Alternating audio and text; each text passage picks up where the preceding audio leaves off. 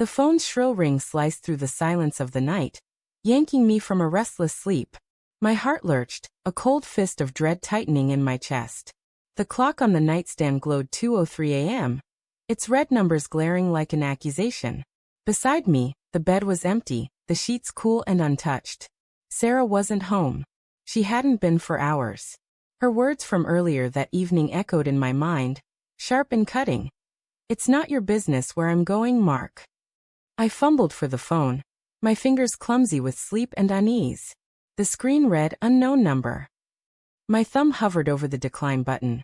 But something, instinct, fear, or maybe desperation, made me answer. A woman's voice, frantic and trembling, spilled through the speaker. "Mark. Oh God, Mark, it's me. I'm in trouble. I need you. Please come now." It was Sarah, her voice raw with panic, but she hung up before I could ask where she was. A text followed, an address I didn't recognize. 47 Willow Lane, a seedy part of town. My stomach churned.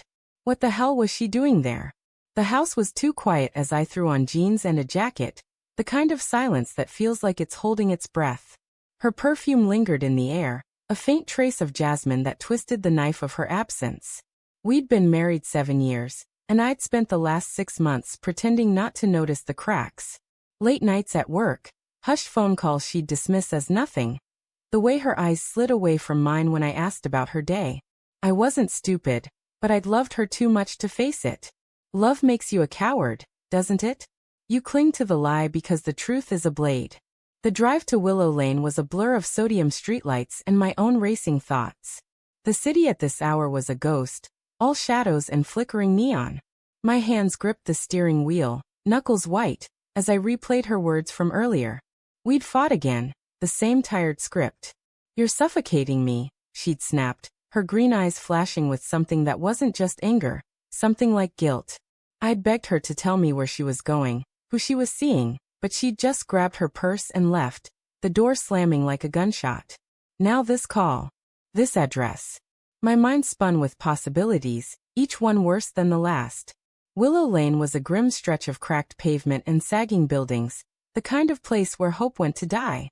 Number 47 was a squat, 2-story motel, its sign buzzing faintly, half the letters burned out. The air smelled of stale cigarette smoke and desperation. I parked under a flickering street lamp, my pulse hammering in my throat. Was she hurt? Trapped? Or was this something else entirely? I wanted to believe she was in danger, that she needed me. But deep down, a darker thought gnawed. What if this was the moment the truth finally broke free?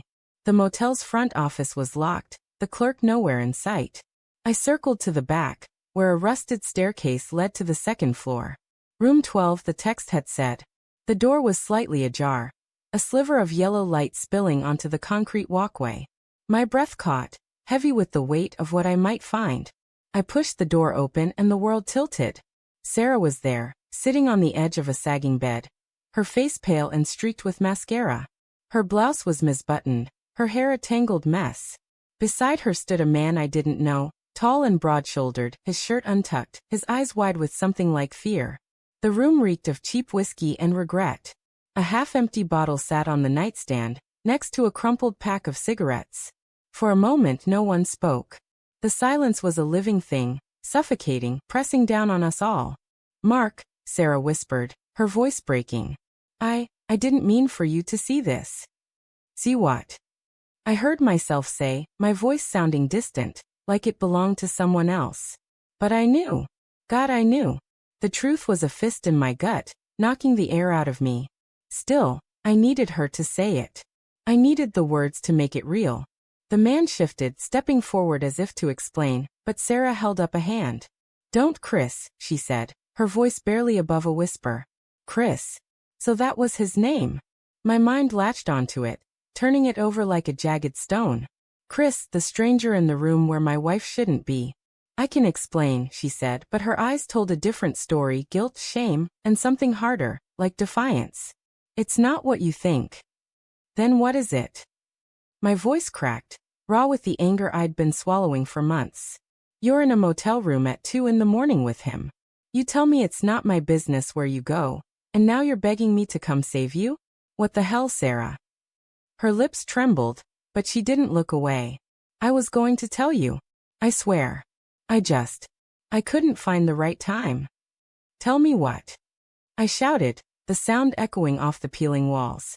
That you're cheating? That you've been lying to me for God knows how long? My hands were shaking now, my vision blurring with the heat of unshed tears. I wanted to hate her, to scream, to break something. But more than that, I wanted her to deny it, to give me a reason to believe I was wrong. Chris spoke up, his voice low, almost apologetic. It wasn't supposed to go this far. We worked together. It just happened. Shut up. I snapped, my eyes never leaving Sarah. This isn't about you. She stood, her movements jerky, like a puppet with cut strings. Mark, I'm sorry. I didn't want to hurt you. I love you, I do, but... Her voice broke, and she pressed a hand to her mouth, stifling a sob. I felt trapped. You were always so perfect, so steady. I didn't know how to tell you I wasn't happy. Her words were a knife, twisting deeper with every syllable. Not happy. After everything. The late nights I stayed up waiting, the dinners I cooked, the dreams we'd built together. She wasn't happy. I wanted to scream that I wasn't either, that I'd been drowning in doubt and fear. But I'd stayed because I loved her. Because I believed in us. Then why call me? I asked, my voice quieter now, heavy with exhaustion. Why drag me here to see this? Her eyes darted to Chris, then back to me. Because I was scared, she admitted. Chris, he got angry tonight. We fought, and I didn't know what he'd do. I needed you. I looked at Chris, his jaw tight, his hands shoved in his pockets. He didn't meet my gaze. Was she telling the truth? Or was this just another lie, another way to keep me tethered to her? The room felt smaller, the air thick with betrayal and unspoken questions. I wanted to leave, to walk away and never look back, but my feet wouldn't move. Mark, Sarah said, stepping closer, her voice soft, pleading. I messed up. I know that. But I don't want to lose you. Can we fix this? Her words hung between us, fragile and impossible. I looked at her, really looked at her, and for the first time, I saw the truth. Not just the affair, but the years of distance, the unspoken resentments, the love we'd both let slip away. I wanted to believe we could fix it, that love could be enough. But as I stood there, the weight of her betrayal settled into my bones, and I knew. I can't, I said, my voice steady despite the ache in my chest. Not this time. I turned and walked out, the door clicking shut behind me. The night swallowed me whole, but for the first time in months, I could breathe.